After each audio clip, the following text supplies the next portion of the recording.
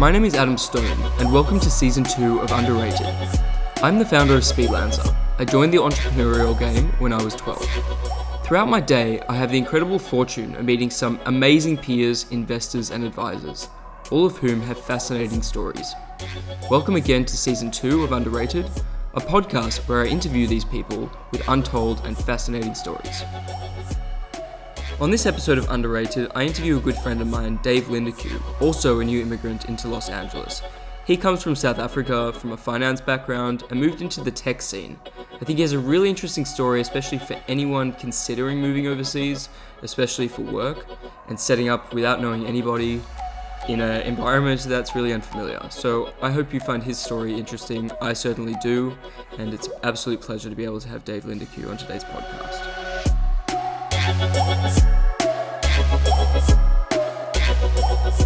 Hey Dave, thanks for coming. Hey Adam, good to be here. It's good to have you. This is actually my first video podcast, so I've got no idea if I'm supposed to look at you, look at the camera, look at the computer. In your house, in LA, mid-April, COVID continuing, so. Crazy. The last year has been nuts, but it's good that we kept in touch. So you and I met maybe 2 years ago when I was living in LA last. Not 2 years ago, end of 2019. Right, because is that when you moved to LA? Yeah, that's when I came over as a tourist, just looking around and seeing if I wanted to be here, and yeah, that's where I met you through Alex. Just having a quick peek, right? Quick peek, yeah. And so what did you do when you arrived? What was like the first thing on your mind? So I think there's a bit of a story. Actually, I have a South African friend, Alex Simpson, mutual friend of ours. He kept bugging me to come and make the move to the United States and telling me that it would be a great move and I should just come have a look.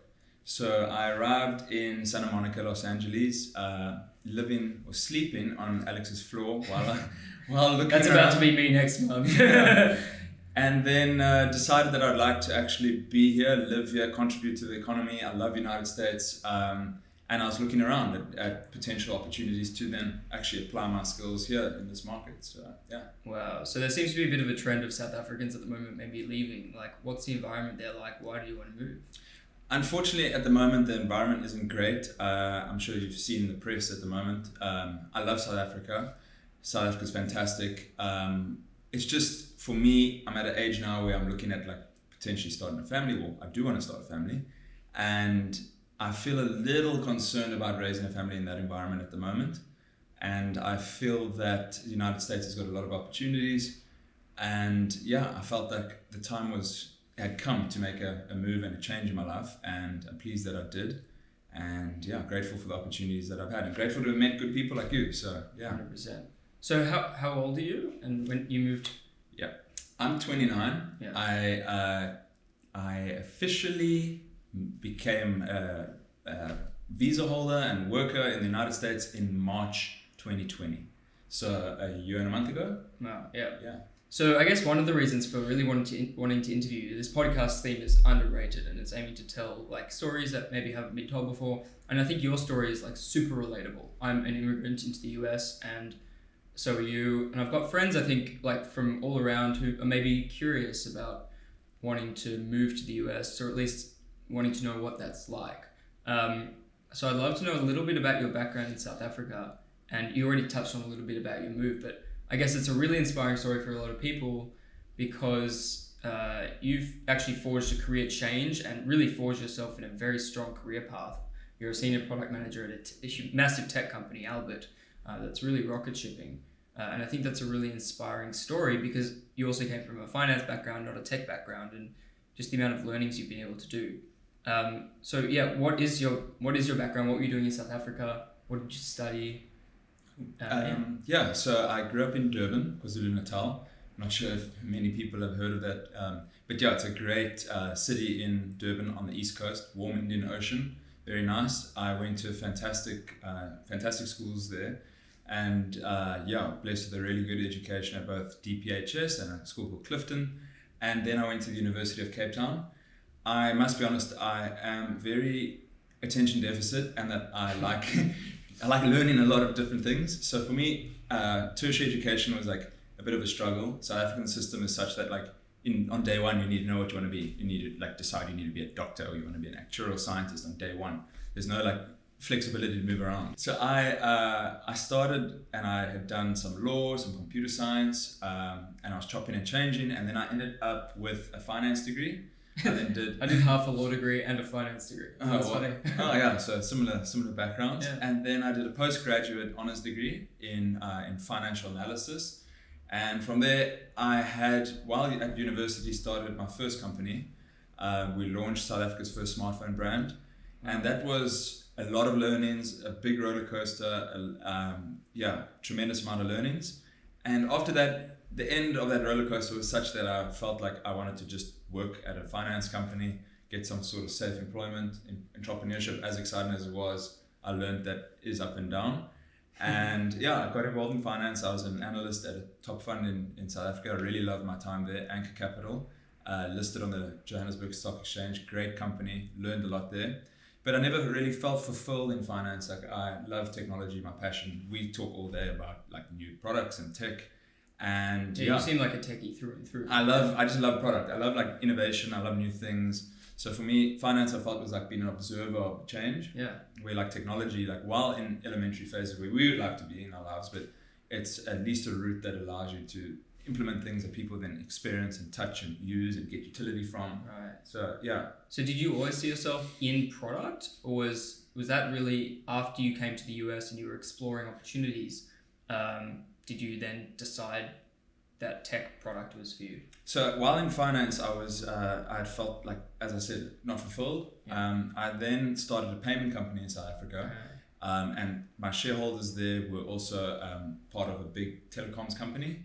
So what I was doing is I was leading product on a few channels for them in this telecoms company. Gotcha. And at the same time, then leading product on this payment company. That then I learned a good amount of product work there. Mm-hmm. But in South Africa, I find that product roles aren't as well established as the United States. And I found that South African engineering and output is maybe slightly more scrappy than the United States. So I learned a tremendous amount at Albert thus far. And as you said, like it truly is a rocket ship. So yeah, here I am. Awesome. Hope that answers. Yeah, no, it does. And we'll definitely go back to Albert because that's a huge, exciting story in itself. And I'd love to hear more about the company and everything. But again, I think you've got like a really unique story in a way, but also like a very relatable story to people who are moving here. So that's awesome. Well, late 2019, let's say. This was like maybe 6 months before COVID, or so, 9 months before. So the world was shifting sort of as you were finding your feet. And I know it was initially a struggle to be here. What was the biggest struggle? And also, at that time, you had decided to take on a lease in a place by yourself. I was living with a roommate. That was a good way for me to get integrated. But you were very much by yourself while you were meeting people, maybe without even a job, steady income. Like, what was that like? Like, yeah, tell us about that. So yeah, I was in South Africa, and I reached a point where I decided I need to change, and by change I needed international exposure.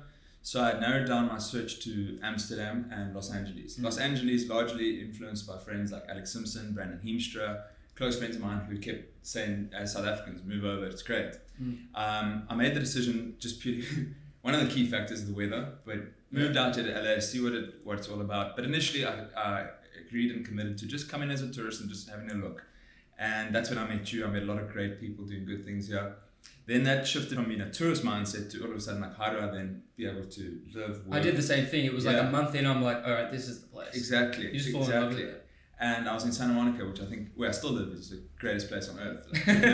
Very biased. But I think to step back, so I started the visa process and then very soon started working for Albert. But that's an interesting story. I actually was a user of Albert, so impressed with the product. And I was like, this is truly a product that you can get utility from.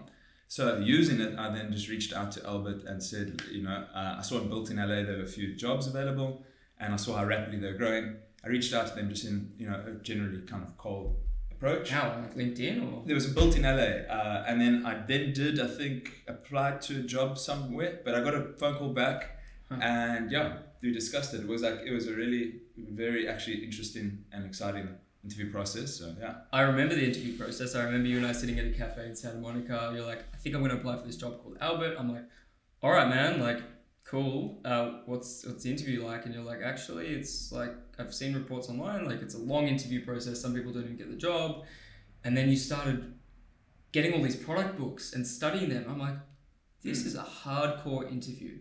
I didn't think you were going to get it just by the nature of like the experiences that you'd heard before, but you went for it and you went for it hard. And then it was just like crazy to me that you got the job. I mean, nothing against you. It just seemed like a very arduous interview process. It really was. But I think like that's the key with the company, is that there's such a high level of performance within the company. And it's a great culture where you focused on like performance and self-progression. And they set the barrier high. To get in, you need to like truly show that you got skills. Anecdotal tales from friends. I haven't done too many interviews, but friends who keep saying the same thing, that it's very difficult to convey the value you can add in these kind of like forced social environment confrontations of like 30 minutes. Jeez. Quickly, let's convey how sell myself. Where Albert was a bit different. It was a lot of engagement on a personal level and seeing if you match the values, and then from there a really good case study. And the case study was very extensive. It was coming up with a new product channel, and it was one of the most interesting, and I learned a lot out of actually doing it. Yeah, so that was going to be my next question. Like, you literally read all these books, and we didn't even start, what is product for people listening who aren't from tech? Like, product is a role where you help define the user journey of a product, like a digital product. And so Albert not only the user journey, but also validating that product channel and revenue stream. Right. So very often people want to build something, but then don't kind of understand the addressable market, how they're going to acquire users, what the cost of acquisition will be, what will the lifetime value be of the client. So product is kind of at the intersection between like building out new business channels for stakeholders, engaging with the engineering team, and designing what people are going to be using and engaging with. Yeah. And then not only that, product's also involved with maintenance. So at Albert, a large portion of my time has been spent on connection errors with third-party vendors. So we have APIs that help facilitate our service, and at times due to extraneous variables, that connection can break. So with that, you need to be proactive in fixing those connections, otherwise that can result in churn of users. So product's a really interesting role. I think, it's like, for me, it's something that keeps you engaged, keeps you excited. You're looking at new things, you're fixing problems. I often think about what I would be doing if I was running my own company, because as you said, entrepreneurship is hard. I feel like it can fail anytime. So I'm always thinking, okay, what would my job be? And I think product is an interesting one. Yeah. I'm not a developer. But then again, you weren't coding really much before either. And now you learned to code on the job? No, so I'm not a full stack engineer, but I am proficient in Python. Which is a back-end programming language. Through that, you can kind of pick up other languages pretty easily. But my proficiencies, I feel strongest in Python. I'm comfortable with data analytics. Like, I think that's a key function that people kind of overlooking in product. Is that you do need to have some sort of technical capability to be able to do the SQL queries to validate whether your product's a success or not. Or you can be a product manager, but you still need to be able to talk to developers on your team and know what to ask for. And have them respect. But also reviewing code, reviewing things, getting your hands dirty, maybe potentially spotting errors or working with engineers on solving problems. I think it's something like truly, you need to have a technical capability, but then also people management, like the ability to engage with people, communicate well. And so back to the interview, what was the top 1 or 2 learnings, and what was the best book that you read? So I read Hooked. By Nero. That was really good. There was a series of questions from there. I remember you highlighted it. Yeah. It's so funny. The questions. And then also we read excerpts from Bob Iger's book, which is really good. He's the Disney CEO. Oh, wow. So our head of product, Amanda Liu, incredible head of product. I've learned a tremendous amount from her. And she was previously at Disney, and I think that's where that connection came in. The kind of syllabus that was set for that onboarding process was really dynamic. It seemed like an MBA for product, but in an interview. It's like, so weird. It's like a crash course case study, and then you get the job, and then like really good onboarding. But the nice thing is you should write a blog post on that if they're open to it, because the company's hiring, and anyone that is interested, reach out to me, or you can reach out at the Albert site. Look on Built in LA, always looking for new talent. The company's just concluded a new fundraising round, growing really, really well. But yeah, the one comment is just truly the leadership. And they're open to immigrants? Yeah, I can't speak on behalf, but I think on a case-by-case basis, just communicate. And that's fantastic. Yeah, the company, as I say, like I've learned more in this 1 year at Albert than I've ever learned. So what is Albert in a nutshell? So Albert is a personal financial management app here based in Los Angeles, Culver City. And basically what Albert is it helps people just kind of improve their finances. And gives you a holistic picture of your finances all in one place. Mm-hmm. So the onboarding flow is simple. You join, you link your bank accounts, and then you leave it to that. You can be a Genius member or not, which I'll touch on next. But the core experience is essentially we track your spending, we help you save, we help you invest. The mobile banking feature is about to be released now. That's what I've been working on recently. And yeah, so it's an all-in-one app where you can kind of know that your finances are being looked after. If you do join the Genius route, it's our subscription model where you pay what you feel it deserves. You pay as much as you feel comfortable with, which is interesting. Yeah, that is fun. Yeah, you pay what you deem the value, and truly, really, you don't get different things in each level. It's just literally. No. So you want to join Genius, you pick. There's a minimum of $6 a month, but then with that, then you get access to financial professionals. So you get actual human geniuses on the other end that you can communicate with. If you've got any hesitations or stresses or concerns, you can communicate with these individuals. And the people on the other side, people might think are just call center staff, etc. These are people that are financial professionals that are on par with what you would receive in terms of advice on Wall Street, paying thousands of dollars to someone. So the whole thing is like democratizing high-end finance and helping people progress with really quantifiable progression and taking control of your whole financial picture. So savings can be automated every week, smart savings where we can determine how much we feel you should save and save for you. You get access to these funds, but yeah, we keep it in a neat savings account for you. Wow. You can have automated investments. So weekly, you set your schedule again, and you can invest in a variety of ETFs and equities. We have Instant, which is a cash advance feature. Then we have planning, a holistic app for integration of insurance providers. Yeah. Wow. We can help you refinance a student loan. So my advice is download the app. You won't be sorry. Truly incredible app. Surpassed 5 million registered users now. But yeah, I've just been so honestly grateful for that opportunity. Yeah. And if you're sorry, just ask me for Dave's address and you can go bash him up. Yeah, it won't be the case. Everyone, I'm the biggest advocate, and people are like, oh, you're trying to sell your own product. No. Like, honestly, I was a user before, user still. Like, it's a truly great product. That's awesome. Yeah. But anyway, you pushed through, you got the job, you were there by yourself, like, but then one of your friends started a company, I think called Same Day. Yeah. What was your like involvement, and what, like, you were also somehow helping them in some way, but tell us about Same Day, because that just seems like a genius way to I hate the word capitalize, but a way to make the most of a horrible situation and help other people. So again, I think it's worth zooming out on these kind of things. I am a partner in a company called Orbit, and over a few years we built a really great team. The nice thing is that it's allowed me to be completely hands off and merely be a shareholder and advisor, which is really nice. But Orbit assisted a friend of mine, Felix Hutenbach, and I think that 10 times. Yeah, a great guy, German, incredibly smart, and he started a company in the middle of COVID called Same Day Testing, and he just found ways to get PCR tests done quicker, and also rapidly scale in terms of number of locations. So within I think 3 months or 4 months, they had expanded to over 50 sites across 40 states. I love this country. You can just scale something not even to one city, but to 50 cities that are just as big as any other city in Australia, probably South Africa. It's just like, what the hell? Well, yeah, and in 3 months, I think he hired almost 1,000 people. Oh my God. And so the company was rapidly scaling, and I just continued to see Felix through friends and more people that were working at the company.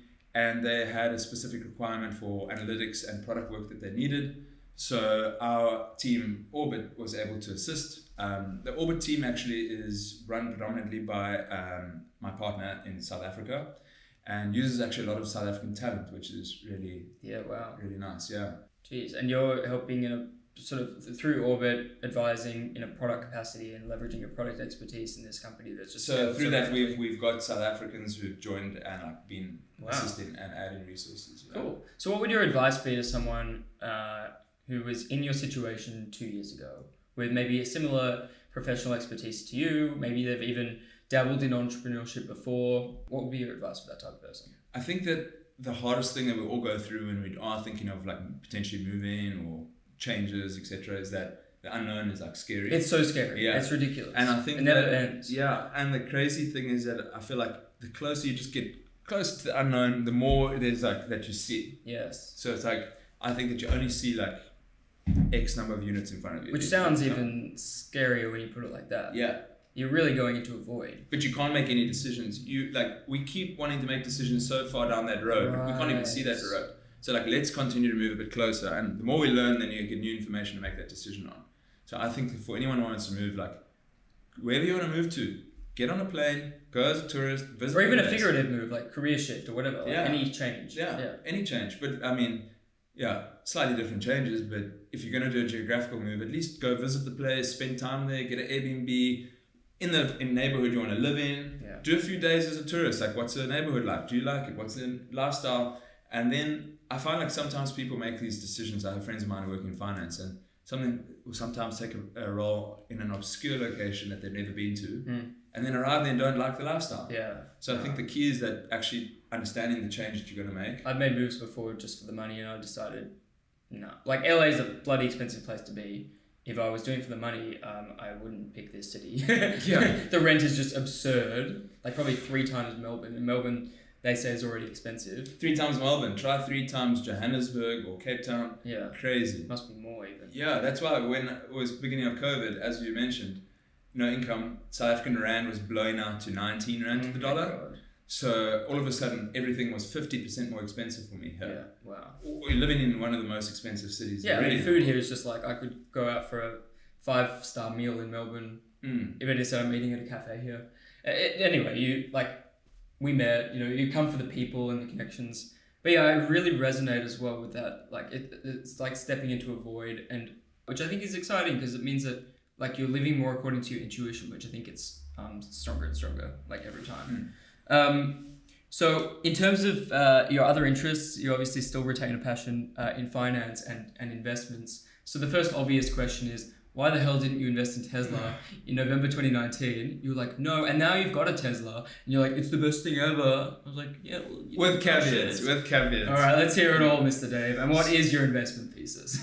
So I love investing, but I like to invest in things with strong fundamentals. Hence why I'm on the fence with crypto. I mean, it's tipped the scale where it's another one of your little passions, but tipped the scale where it's big enough where like I feel like it's validated now, but still hesitant on that. I just love companies with strong fundamentals. Tesla's been around for such a short period of time. They are leaps and bounds ahead of everyone. Driving a Tesla, you realize like how far ahead they are in terms of engineering. They are light years ahead of everyone. But it's overvalued. It's the same thing. I love even now, like the $700 mark. Even now, I love this iPhone. But do you want to pay $5,000 for it? No, I'll pay $1,000 for it. Yeah. Same thing with Tesla. Yeah. When it comes back to a little bit more of a reasonable value, then I think that it's fair. But right now, it's a little bit overrun. Was it also overrun back in November 2019 when it was like $50 a share? $40 a share? Look, and let's get back to the Tesla thing. They are miles away from the Germans with quality. I promise you, buying a Tesla is like a very bittersweet thing. It's like a fantastic vehicle, but plagued with quality issues. Interesting, yeah. Yeah, so I mean, that's something shared by a lot of people. So what do you invest in? I like Amazon. Yeah. I know it's overpriced again, but look at all the infrastructure on the street. As I've said to people, for every 10 Amazon trucks you see, if you start seeing 2 Walmart trucks, then start to be worried. At the moment, you don't see any. The infrastructure network they've built is just like second to none. AWS, I'm very bullish on. If they had to spin AWS out on its own, it's fantastic. Yeah. I love also just index investing, to be honest. Yeah. I think people get too caught up in stock picking. We're all busy. We're not sitting as financial analysts looking at shares all the time in the investment team. So rather buy ETFs. So I love just the general S&P 500 ETF. and I love VGT, which is a Vanguard Technology Fund. Uh-huh. I love EMQQ. Is that your leveraged one? No, there's another one called FNGU, which you'll like. 3x good, exchange traded note, Facebook, Amazon, Netflix, Google. That scares me though, because you get 3 times the upside, but if Tesla's going to plummet 20%. But I thought it won't. No, it's definitely in the speculative investment class in the short term, which is why I wouldn't do a geared investment for Tesla. You wouldn't do what? I wouldn't do a geared investment for Tesla. No, but I mean, there's 10 companies in FNGU. But again, the gearing component is only a fraction of the portfolio, in my view. So take some risk if you want. But I mean, I don't like systemic risk, or I like to minimize it at least. And All right. So what's next for you? What's next for me? We've got a lot going on in Albert. Again, as I said, companies hiring. So if you are interested, please reach out to me, or we can go through the company. What's their website? Is it albert.com? Albert.com. Yeah, correct. And we have a variety of roles, from finance to engineering to marketing. The company is growing rapidly, led by incredible leadership. CEO Yinon, he is fantastic. How many people are in the company? We've just crossed about just over 100 now. Oh. Yeah. But the company is growing rapidly. Very, very fulfilling place to work. So if you're interested, please reach out. Do you go back to the office now? Well, it's semi-open. I enjoy personally working from home. Yeah. A little less distraction. Mm-hmm. Do they hire remote? Like, can someone in Australia?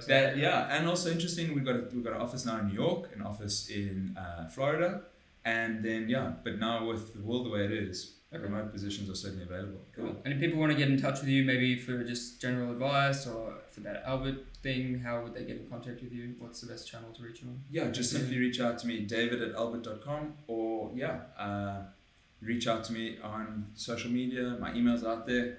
Mm-hmm. I think nowadays it's easy to get a hold of someone, but I am always open, always keen to hear more. All right. And you?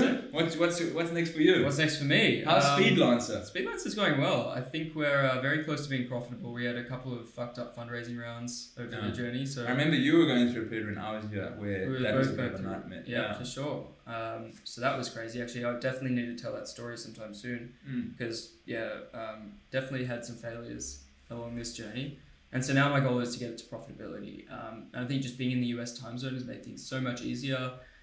As soon as I got here, I was like, you know what, I'm just going to enjoy this time zone and do cold calling. And it's actually been working, which has been cool. So I just hired a friend of mine in Australia to go do cold calls. And I'm curious to see how that works out. I found though that you need to have presence on the ground, or you need to have the ability to communicate with clients here. My dad says you need to be where your customers are. Friends of mine who have got all their companies, foreign entrepreneurs, as we know, mutual friends of ours, you've seen how their company accelerates when they're here versus if they're... It's just crazy. Same as with you. Yeah, and the motivation. Honestly, being stuck at the opposite side of the world is mostly an issue because of time zone. I just can't stay up and work at night. And here it's interesting because I have people in Australia, so I'm actually working a lot harder here if I want to. I work the 9 to 5, and then Australia will clock on at 4 p.m. So I check Slack at 11 p.m. or something before I go to bed, and all of a sudden, there's work to do, but that's optional. I'm enjoying it. Well, I'm pleased you're back. Likewise, looking forward to hanging. Got to play some golf soon, and let's have fun. Cool. Thanks, Dave. Appreciate it. Thank you. Yeah,